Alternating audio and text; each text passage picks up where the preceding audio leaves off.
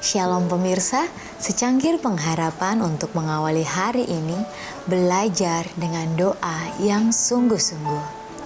Sebab segala sesuatu yang ditulis dahulu telah ditulis untuk menjadi pelajaran bagi kita, supaya kita teguh berpegang pada pengharapan oleh ketekunan dan penghiburan dari kitab suci. Roma 15 ayat 4. Mereka yang tidak mau menerima kebenaran Alkitab yang terang, jelas dan tajam, senantiasa mencari cerita-cerita dongeng yang akan mendiamkan hati nurani. Semakin kurang rohani, kurang penyangkalan diri, dan merendahkan doktrin-doktrin yang dikemukakan, semakin besar kesukaan dengan mana mereka diterima. Orang-orang ini merendahkan kuasa intelektual untuk memuaskan keinginan-keinginan daging mereka. Oleh karena kesombongannya, mereka tidak perlu menyelidiki Alkitab dengan jiwa yang menyesal dan doa yang sungguh-sungguh memohon tuntutan ilahi. Mereka tidak mempunyai perisai untuk menangkis penipuan. Iblis siap sedia memenuhi keinginan-keinginan hati dan menyembunyikan penipuannya itu di tempat kebenaran. Demikianlah caranya kepausan mendapatkan kekuasaannya atas pikiran-pikiran manusia dan oleh penolakan kebenaran, sebab kebenaran itu melibatkan salib. Maka Protestan pun menuruti jalan yang sama.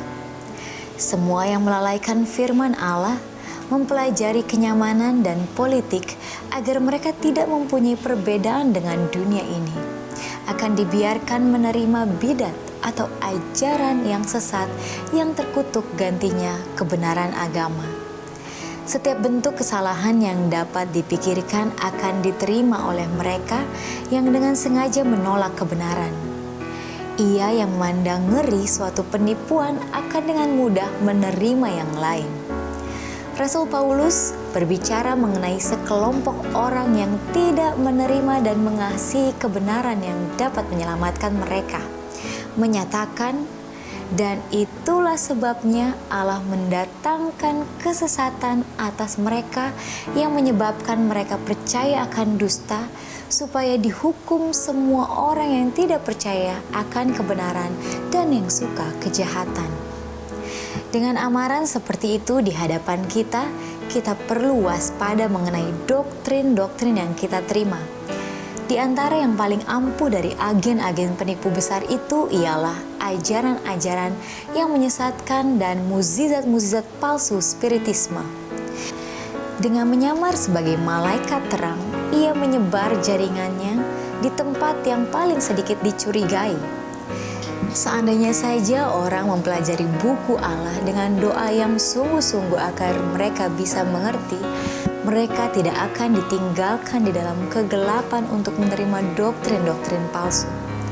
Tetapi oleh karena mereka menolak kebenaran itu, mereka jatuh menjadi mangsa penipuan. Kesalahan berbahaya lainnya ialah doktrin yang menyangkal keilahian Kristus, yang menyatakan bahwa Dia tidak ada sebelum kedatangannya ke dunia ini. Teori ini diterima dengan senang oleh sekelompok orang yang mengatakan mereka percaya Alkitab. Namun secara langsung bertentangan dengan pernyataan juru selamat yang paling jelas mengenai hubungannya dengan Bapa itu, mengenai tabiat ilahinya, dan mengenai praeksistensinya. Demikian renungan kita pada hari ini. Selalu mulai hari Anda dengan secangkir pengharapan.